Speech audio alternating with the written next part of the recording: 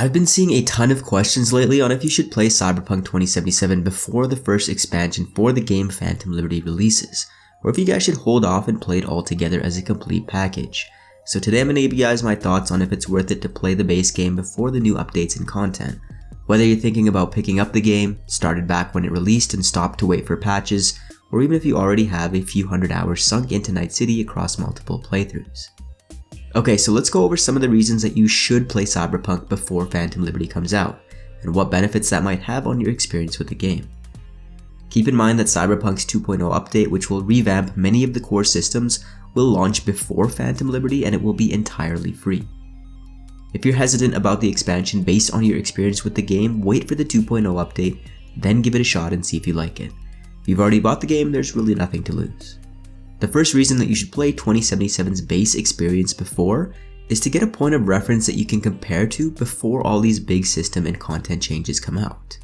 The big patch before Phantom Liberty comes out is overhauling major components like the police and wanted systems, how cyberware functions, skills and attributes, and almost every single other system in the game.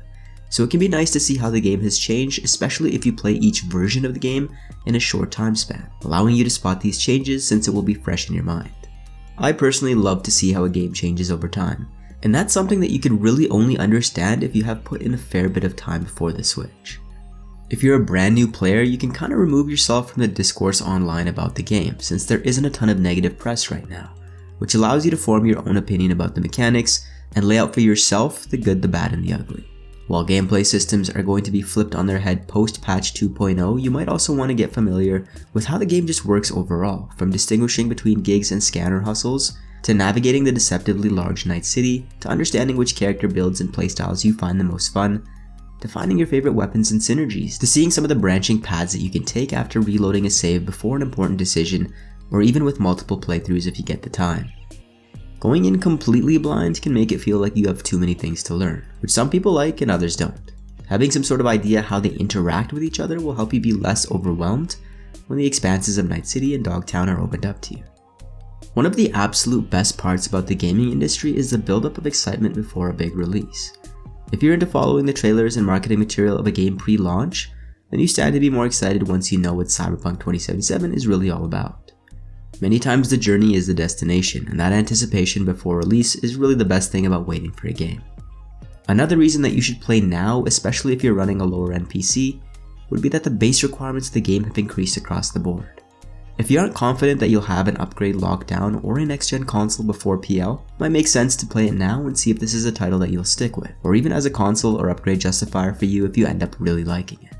My personal recommendation, if you have not played Cyberpunk 2077 yet and want to before release, is to get up to the point where the expansion unlocks, which is when you enter Pacifica and meet the Voodoo Boys. Save the game there and hold out until Phantom Liberty so you can play right at launch. Pick up right where you left off and head off to Dogtown. You'll be able to skip to Dogtown if you've finished the game, so alternatively, you could finish and then jump in for a subsequent playthrough, but then you would have already unlocked one of the existing endings.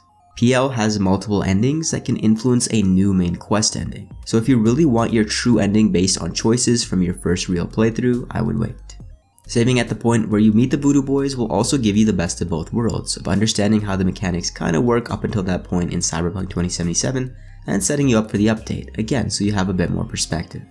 2077 has come a long way since launch, and if you haven't played since then, playing now might even give you the same feeling as what a 2.0 update would feel like to most people who have played more recently. The game is much more polished. There's new content like fresh gigs, beefy new weapons, a larger array of apartments, and you can see for yourself how drastically it's changed if you played and maybe stopped right after Cyberpunk's initial release. If you follow this patch, you can experience the big changes of 1.63, and then you can get another big change with 2.0 and Phantom Liberty, kinda making it feel like a live service game that's constantly changing. If you're into replayability, you can also fire up Cyberpunk 2077 now and make the classic archetypes to see which one you're more inclined to play on September 26th. I've always loved the gunslinger approach, but I've recently been playing with a mix of stealth, net running, and getting in and out of gigs and missions undetected, and I'm having a blast with this approach too. Finding a new playstyle that's not your default will help you iron out what kind of merc you want to build before the big update. Getting a better feel for the gear is also important since there are a ton of mods, weapon variants, augments, and equipment to experiment with. There are some reasons that you should probably hold off until 2.0 and Phantom Liberty, and they're equally as valid. First impressions are obviously super important, and the best chance for Cyberpunk 2077 to make the best first impression with you is with a large scale patch like this, with all the reworks and with all the content available at once. If you have yet to play Cyberpunk, you've waited this long, or have just found out about it, you might as well just wait what is now just over 2 months. If you're the kind of player who finishes a game once then puts it down, waiting is more optimal, because you'll get to experience the entire game through and through and then move on. I have some friends who are taking this approach, and I took this path with The Witcher 3, and I can say no regrets on my end. I got the most polished experience as my first experience with the game, which I think increased my enjoyment and immersion. Waiting beyond the launch of Phantom Liberty in 2.0 might also be a good idea, since there is the possibility that it could launch with some hiccups. Hopefully not anything game-breaking, but with such large content additions, it's definitely a possibility. In any case, I've given you some reasons for both sides of the coin, whether you're new, have maybe played a few hours, or have multiple playthroughs and hundreds of hours. So let me know how you'll approach the upcoming patch and expansion.